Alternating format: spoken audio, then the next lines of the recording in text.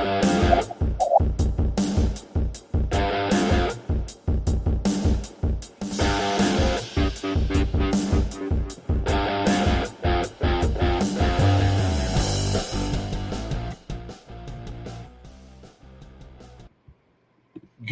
morning, hockey fans. This is Stephen Heisler with HeisHockey.com, the Victorious Hockey Company, and the Junior Hockey Discussion Group on Facebook. You are watching the Junior Hockey Morning Show. We are on the World Sports Broadcasting Network. That is WSBN.TV, YouTube, X, Facebook.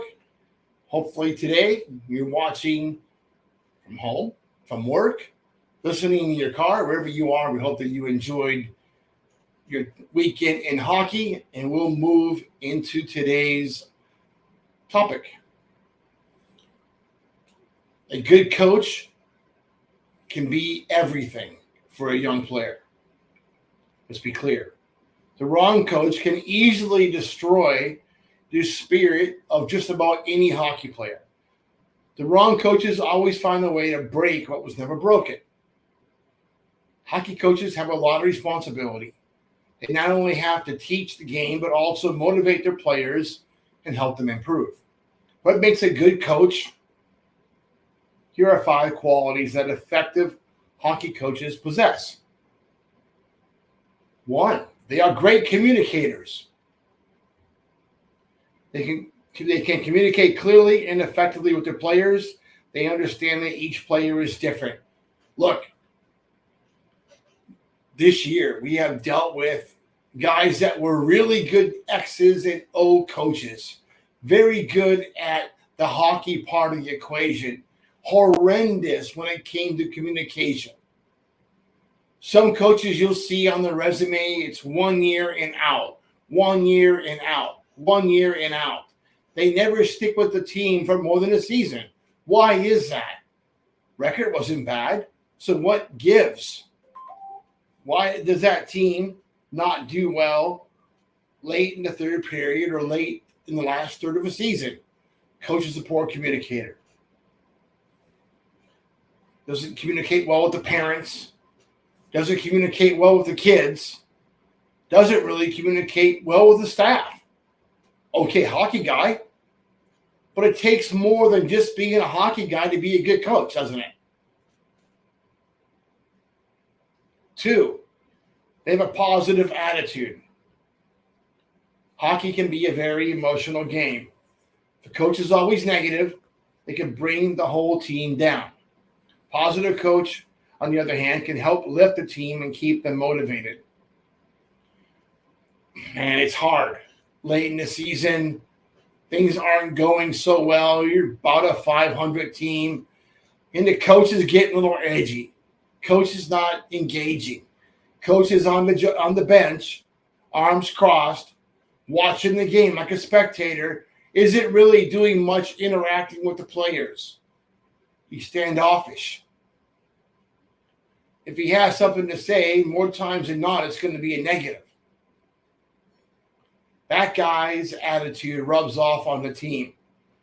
And that team will usually go down the tubes, first round of playoffs. Season's over. Have fun. See you next year. It's a bad mentality. It's a bad look. And it's a great way to lose a job. Be positive. Try to give these kids something.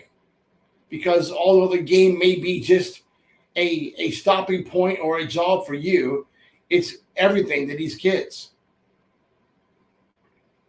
3, they are organized. Hockey coach is organized and has a plan for everything. He knows what needs to be done and when it needs to be done.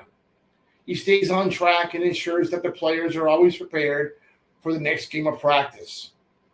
Look it. Coach shows up 15 minutes late for practice. You guys are out there on the ice goofing around, wasting ice time at $500 an hour for ice or whatever it costs for ice. And the first 15 minutes of practice are nothing but a skate around. That's ineffective. Coach runs through the same practices week in, week out.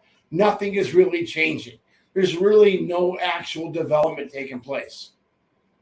Practices shouldn't be a routine. Practices should be something where you guys are enhanced, your game's getting enhanced, you're working on some skill development, you're working on new breakouts. Something is going on. It's a learning opportunity.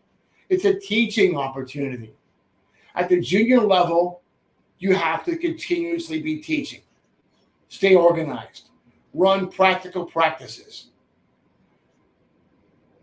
Number 4, they are passionate about the game. A love for the game is essential. Passion will rub off on the players and make them want to work hard and improve. Coaches that are not passionate about hockey is not likely to be successful in teaching or motivating their players. Kind of goes back to not wanting to be there, where it's more about the lifestyle or saying you're a hockey coach than actually being one. You have to want it. You don't want to be a donkey. You don't want to have a fight with the referees every week, but show some heart, show some fire, show some gusto. Show these kids you care about them and their success. It's important. Number 5, they have a good work ethic. All coaches should have a great work ethic, but it's especially important for hockey coaches.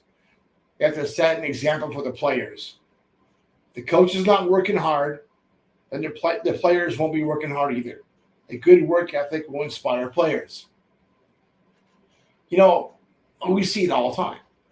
Coach doesn't want to return phone calls. Coach doesn't respond to parents. Coach shrugs off player meetings, doesn't do film work, doesn't study the opposition the week before a game, doesn't pass on any hints or clues to his team about what to expect, makes them all kind of figure it out for themselves. Practices are not something that's productive whatsoever. You know what, coach? If you don't want to coach, get the hell out. Somebody else will take that job. You're not irreplaceable. Nothing that you did in your life says you have to be a coach the rest of your life. Go be a farmer if that's what you want to do. Be a steel worker, be a cop, be something else. But don't waste these kids' time and the parents' money because you don't really want to be there. Do the job. Side bonus here. Motivational attitude of a hockey coach. Coaches are always looking for an edge to help their team win. They spend hours studying film. This is the good coaches. The good coaches spend hours studying film, coming up with new plays or game plans, or working on team morale. Most important things a coach can do is create positive and motivated attitude. Coach's attitude sets a tone for the entire team. The coach is negative, the team will be negative. Coach is positive and motivated, the team will be positive and motivated. It's not difficult. But here's what is difficult. You're coming out of AAA hockey, not really sure what to do. You could play AAA as an 18-year-old. That's kind of like putting a Corvette up on blocks and hitting the gas pedal. Not really going to develop very much as a 18-year-old playing against 16, 17-year-olds. But, that's an opportunity for you. Kind of expensive. You could go to junior hockey. But where do you go? That's where the experience and network of a good advisor comes into play. Don't take a chance. You can ruin a whole year doing nothing and spinning your tires and not getting any better and learning how to vape and party and hang out with the boys, but that's not development. Here's what I can guarantee you. If you're 18 years old and you go to one of those teams and it becomes more of a boys in the hood fest and not much hockey development, you will be with that at that level of play the rest of your career. And you'll play college club hockey and you'll end up in men's league pretty quick. But if you want to take the game seriously, you want to climb the ladder of development, you're my kind of player. I want to talk to you. Check out the link in today's article on heishockey.com. Let's have a conversation. That's it for today. Hope that you enjoy your morning coffee and have a great day in hockey.